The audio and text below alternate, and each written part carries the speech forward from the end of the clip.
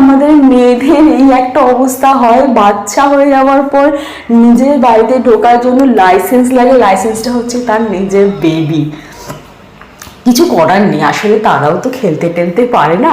আমি খুবই রেয়ার নিজের বাড়িতে যাই। যারা যারা আমাকে চেনো, আমার ব্লগস দেখো, তারা তারা জানো যে আমি ভীষণ রেয়ার আমার বাড়িতে যাই। আর পুটাইকে নিয়ে তো হয়েই যায়, মানে একদমই তেমনভাবে যাওয়া যায় না। তো যাই হোক, এইসব নিয়েই কাটলো। সকালে আসলে আমি কিছু খেয়ে যাইনি, ভেবেছিলাম যে পুষ্পাঞ্জলি দেব, আর সেটাই হয়েছে। পুরো পুজোতে সুন্দরভাবে অংশগ্রহণ করার পর পুষ্পাঞ্জলি দিয়ে হোম যজ্ঞ শেষ হয়ে শান্তি জল নেওয়ার পর আমরা ফাইনালি 4:30 বাজে তখন খেতে বসেছিলাম। সবাই ভীষণ ক্লান্ত হয়ে পড়েছিলাম। খাবার আরও আগে খেয়ে নিতে পারতাম, কিন্তু ছিল প্রসাদ, তো প্রসাদ বিতরণ করার জন্য মাসি যাচ্ছিল। তো আমি মাসির হেল্পও করলাম যে চলো আমিও যাই। সব মিলিয়ে খুব সুন্দর সময়টা কাটানো হলো। এরকমভাবেই আস্তে আস্তে পুজোটা হয়ে গেল। আর হোম হওয়ার সময়তে তো যেমন ধোয়া হয় তোমরা সবাই জানো, তা একটা পাখা জোগাড় করে সেটা আবার ঘরের বাইরে লাগিয়ে দিলাম, যাতে হাওয়াটা পাস হয়ে যায় আর সুন্দর ধোঁয়াটা একটু যাতে নিয়ন্ত্রণে থাকে।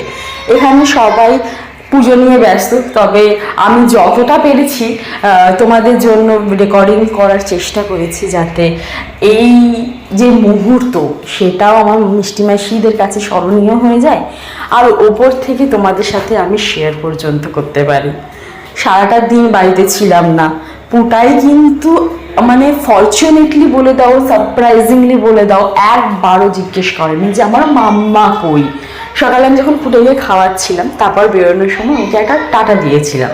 ও আমাকে টাটা দিয়েছিল আর বলেছিল কোথায় যাচ্ছ। তখন আমি বললাম যে বেবি আমি একটু বাইরে যাচ্ছি, আমার একটু কাজ আছে, কাজটা সেরে আমি রাতের মধ্যে চলে আসবো। সেখানেই তখন বলেছিলাম যে আচ্ছা ঠিক আছে মাম্মা, সাবধানে যাবে। এটা অ্যাকচুয়ালি আমার থেকে শিখেছে। আমার বাড়িতেও কেউ যদি আসে, সে যাওয়ার সময় তো আমি তাকে বলে থাকি যে সাবধানে যাবেন। তো আমাকে আমার পুটাই সুন্দর উইশ করলো। বেরিয়ে যে অবস্থা দেখেছি আমাদের চারপাশে জল, কারণ কালকে সারা রাত ভীষণ বৃষ্টি হয়েছে। মানে সারা রাত বলতে ওই সারা সকাল, তার আগের দিন রাতে ভীষণ বৃষ্টি হয়েছে। টইটুম্বুর জল পেরিয়ে আলটিমেটলি একটা টোটো আমি পেয়েছিলাম।